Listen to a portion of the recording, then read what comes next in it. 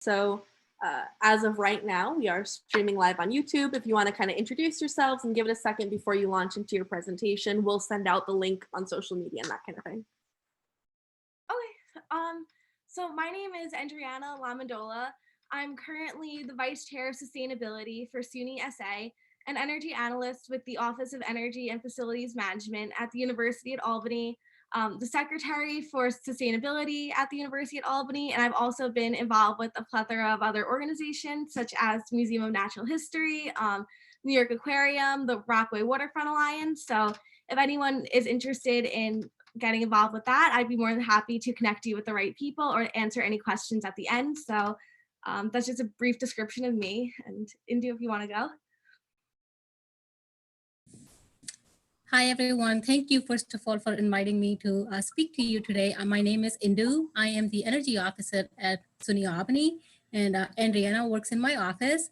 And we do a lot of projects to reduce our energy and carbon footprint at the University at Albany. We also collaborate with other, both SUNY systems, SUNY campuses, as well as private campuses to promote some regional sustainability goals. So thank you.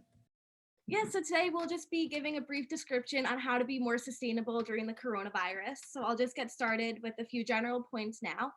So I just wanted to begin by explaining that sustainability oftentimes is associated with only being environmental issues, but it's actually a much broader scale that involves a lot of other things. So in 1987, the UN described sustainability as a way to meet the needs of the present without compromising the ability of future generations to meet their own needs. So this is ways to be sustainable on a whole planet scale. So let me see. One way for coronavirus specifically is making your own mask out of reusable materials.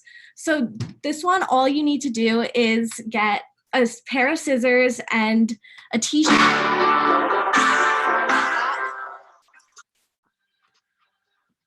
And this is very fast and easy to do. It's only, you can see here, it only takes 1 minute. Here's how to make one on your own. If you have an extra t-shirt and scissors, you have everything you need to make your own DIY face mask at home.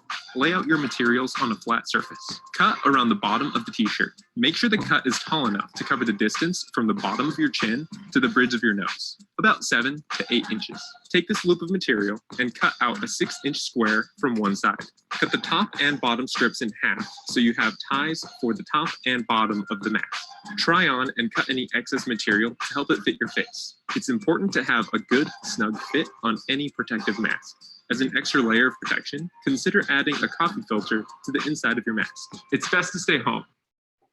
So I just figured I'd give a brief clip. If anyone wants to watch it more in further detail later, I have the link here and I can share that with everyone. So I feel like this is a very great way to get involved with yourself, and it also might be more comfortable than the other masks that you might not be able to get. Yeah, as Indu is showing here, it's very easy to do. She's made one herself, and I have one. It's not in here, but I can show that later too. Another thing is gardening. So I know right now everyone is very stressed and has a lot of time on their hands, and gardening can be a very effective use of time, whether it be for your own garden or a community garden, or also if it is to beautify an area or to provide yourself and families with fresh fruits and vegetables. Gardening can be a very effective use of time. And I won't show the link here for time purposes, but I can share this with everyone afterwards. And it will show you the 10 main steps for starting a garden. And this involves trying to figure out what kind of climate you're in, what kind of plants are native or invasive, how big or small you would like your garden to be, and the overall mission of it. So I'll send this out afterwards and everyone can look into that.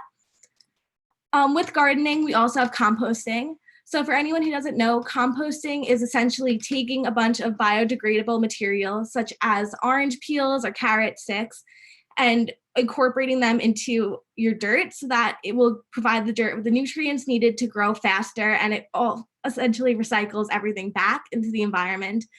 And as you can see in the photo here, when it's done, you will be provided with your fruits or vegetables, and they will be much healthier than they would have been beforehand. Furthermore, as I mentioned earlier, another part of sustainability is supporting local businesses. So one way to do that would be to shop at local farmers markets if they're open, or even other community businesses instead of large, bigger corporations that maybe putting their workers' health at risk or aren't taking as precautionary measures as they should. In addition to that, you can also reflect on your diet and take time to make healthier changes now so that when life goes back to normal, you will still already have those habits ingrained in your system. So that's another important way. Furthermore, rationing toilet paper and paper towel use is another very easy change you can make in your life. So instead of using paper towels, you can just take rags or towels and wash them once you've used them a few times. That way you can essentially just not waste as much paper or as much paper towels as you would have otherwise. Another way to become more aware of your own personal imprint would be to calculate your carbon footprint. Again, for time purposes, I don't think I can show you it on here, but I will be sending this out. So all you have to do is click the link and it'll ask you a bunch of questions such as how often do you shower, how many times a day do you shower, and all of that. And it will take everything you do and give you your number, and it will also compare your own number to the general public. So that way you can figure out what you need to work on. And it also is really great because if, for example, showering is where most of your carbon footprint comes from, then you can figure out ways to maybe shower less or not, I don't know, use colder water. And it'll go into detail with that a lot better than I can, but that's another really great resource to become more aware. And with that also, we have self-care. So I know I already talked about all the ways to physically improve your body, but this is more of like a mental way as well.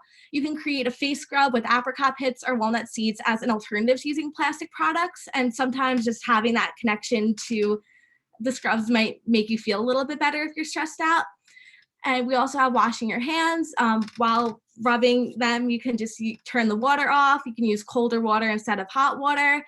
And there are a lot of other smaller changes you can make. Like I said before, the carbon footprint website will go a lot more into detail with that, but these are just a few basic ways to implement on a daily scale. And finally, we have putting aside clothes and books to give away. Sustainability also includes reusing materials. So instead of throwing anything out, you can go through your old supplies now so that when everything goes back to normal, you'll be able to donate your toys or clothes or textbooks or anything like that to the right organization. So those are just a few brief ways to be more sustainable during this pandemic. Indu will be discussing more ways in regards to energy, so how you can decrease your own energy use and how SUNY has been working to decrease their energy use. But that's about it on my end. I guess we'll save the questions towards the end, but yeah, that's it for me. Thank you, Andriana. That was really awesome. I am actually, hold on, let me share my screen first. Yes, okay. I apologize for my presentation is not just about personal sustainability. Maybe you will learn something about personal sustainability and energy use, and I can talk a little bit more about it. But really, I was thinking of as SUNY, especially as SUNY students that are involved in sustainability, what actions can we take? What actions can we demand so that once this crisis is behind us, we have learned our lessons and we're applying them to fight the next global crisis that is right around the corner in terms of global climate change, right? So I don't want to be a Debbie Downer, but there's a lot of bad news that you hear. And I'm just sharing some of the bad news that we're hearing in terms of loss of life, loss of livelihood and economy, the growth in food shortage and hunger issues. We already have 130 million people that live under poverty and live below the poverty line and have food insecurity issues around the globe. This pandemic has added to it 100%, taking it to 265 million. We've seen around, New York State instituted a plastic bag ban starting April 1, but because of this coronavirus, some of us had to roll back on reusable bags. And so some grocery stores, for example, are asking you to bring plastic or single-use plastic or paper bags instead of reusable bags. So we're seeing a lot of impact from COVID that are detrimental to life, to economy, and the environment in some ways. But there's also some good news, right? And the good news is greenhouse gas emissions have fallen by 8% this year, which is the largest decrease ever. Air pollution we've seen a dramatic decrease in some of the, especially this picture is from Delhi, India, and this is like before and after picture.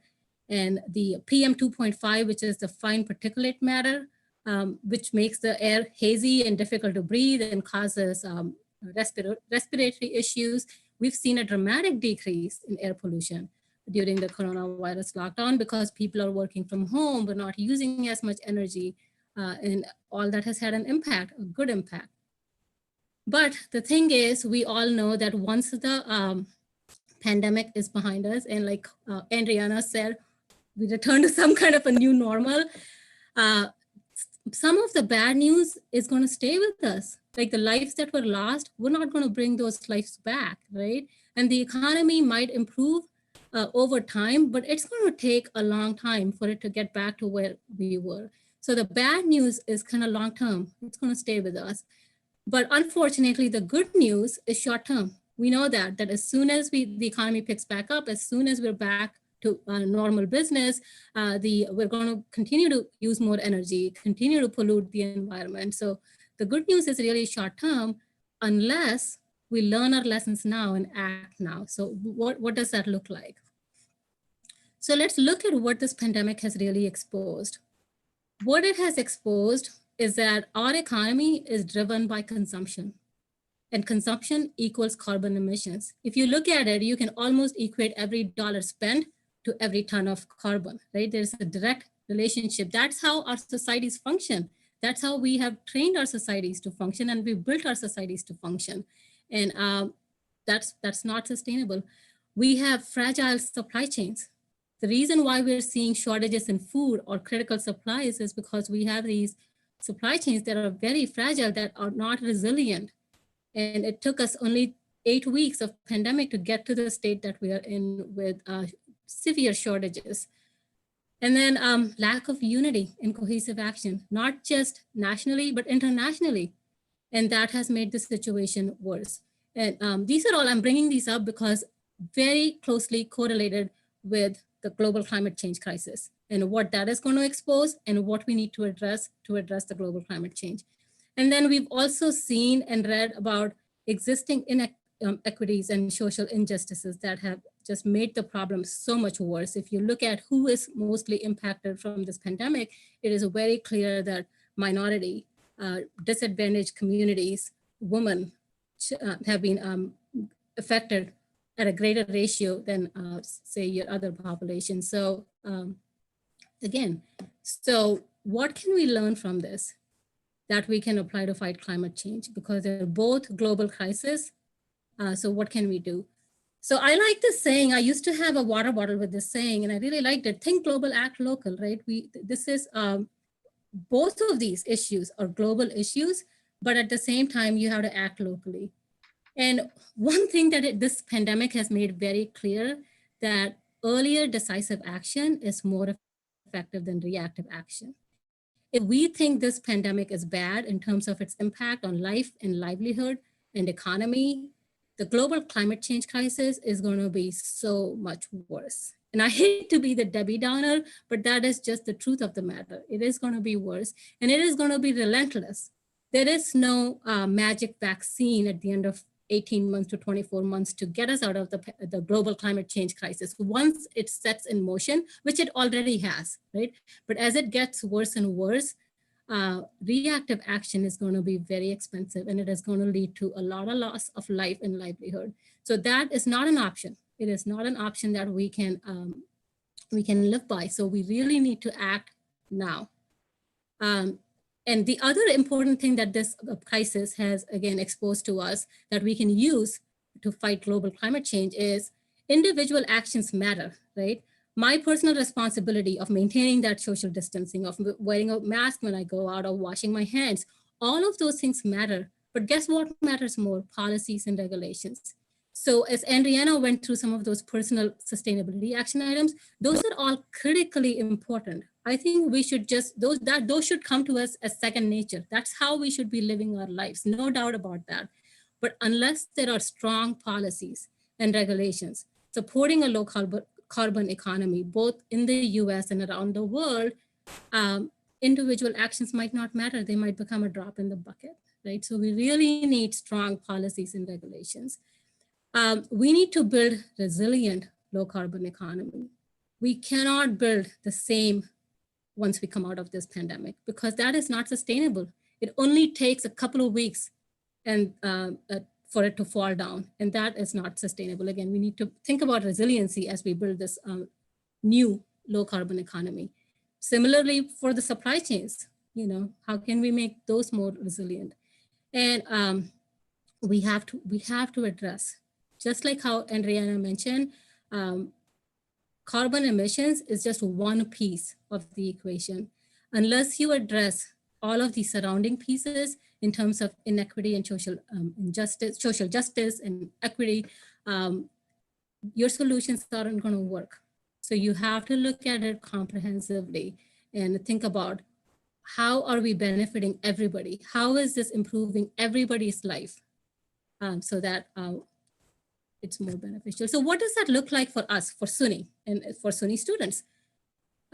These are some of the things that I wrote down that I think as an organization, maybe you can advocate for.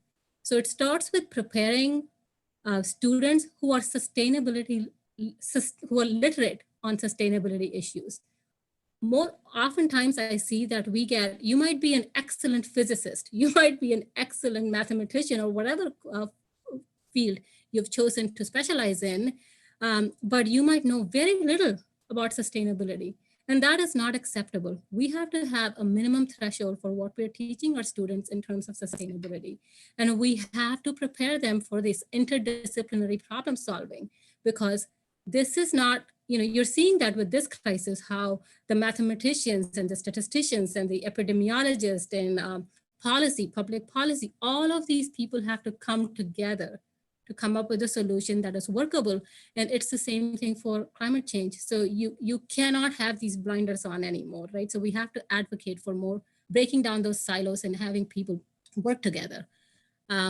We have to, SUNY and every single campus on SUNY must establish goals and clear pathways of how are we going to reach carbon neutrality and climate adaptation, because some of the damage has already been done and we're going to pay for it. So how can we be better prepared when that crisis hits us? We have to have goals. We have to support regional renewable energy growth, and we have to support beneficial electrification. So that means electrifying our heat, which is mostly fossil fuel driven, and our fleet, our transportation, which is also mostly fossil fuel driven. We have to look at how do we electrify, and then how do we supply that with renewable energy. And like Andriana mentioned, one of the things that both of us have been working on and very proud to be working on is a 21 campus consortium of both SUNY campuses and private campuses to procure large scale renewable energy projects within New York State that would offset 100% of the campus used electricity. So we're hoping that in 3 years from now, we can say that 100% of our electricity comes from a renewable energy source. And the other good thing with this project is that we're going out to procurement right now. So this will, as soon as we come out of this pandemic, this project will spur economic growth in terms of hiring people who are building these renewable energy projects for us. So it has multiple benefits other than just energy carbon efficiency. Supporting sustainable purchasing, whether it's food, paper, whatever we buy. SUNY buys a lot of stuff. So whatever we buy, thinking about local, fair trade, low carbon, and making the right choices, not just based on first cost, but based on life cycle carbon costs. And then this one is really important to me. A lot of our students come from disadvantaged communities. They have food insecurity. They might be fighting with poverty issues. Many of our students have been directly impacted by this pandemic, and the global climate change is just going to make it worse. It's going to affect more and more of those communities. So addressing it not just on campus in terms of what are we doing to, in terms of food pantries or Purple Closet, for example, that SUNY Albany has. What are we doing to address it locally, but also what kind of research are we doing? What kind of partnerships are we building with our local community to address these issues? not just for our students, but for the communities where we are located, and really for around the world. How are we addressing that in terms of education and outreach and engagement, research, all of those issues. And like I said, because policies and regulations matter the most, we should be, both as SUNY and as individuals, be advocating for low carbon policies and regulations. So one of my friends likes to say that it's great that you spent 5 minutes changing out all the light bulbs to LED, but I wish you had spent that 5 minutes picking up your phone and calling your local legislature to support, to have them support a policy, a low carbon policy or regulation. So I think that the advocacy piece is critically important. And as an organization that represents SUNY students, you have the power to make your voice be heard and make these changes happen. So, and this is my last slide. As Adriana mentioned, I just want to say, United Nations defines sustainability as not just climate action. That is just one piece of this puzzle. As you can see, it addresses everything from hunger, poverty, well-being, inequalities. So these really, we have to think about it comprehensively for it to be meaningful and effective. So thank you.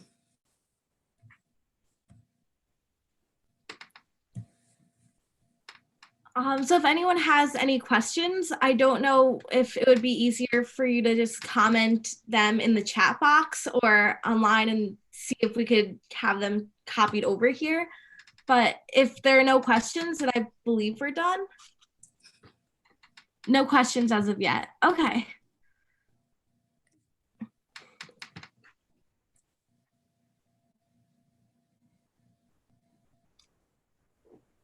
Okay, maybe we'll hang on for another 2 seconds, see if anybody has any questions. I can share your email in the chat too.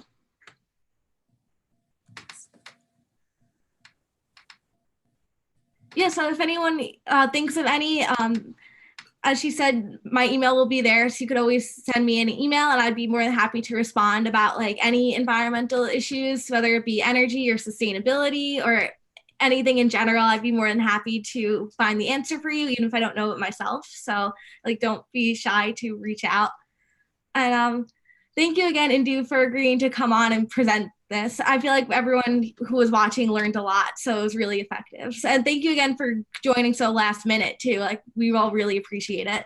No, thank you. I appreciate that you invited me. Thank you. Okay. I guess.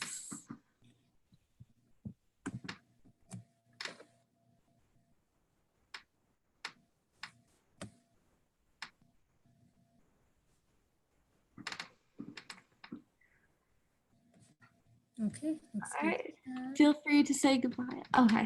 All right. Well, thank you again, everyone, for logging on. I hope you learned a lot. And like I said, if you have any questions at all, you can reach out to me or Indu, I'm sure, as well. So thank you again for joining and listening to us for so long. Same here. Thank you so much and have a good night.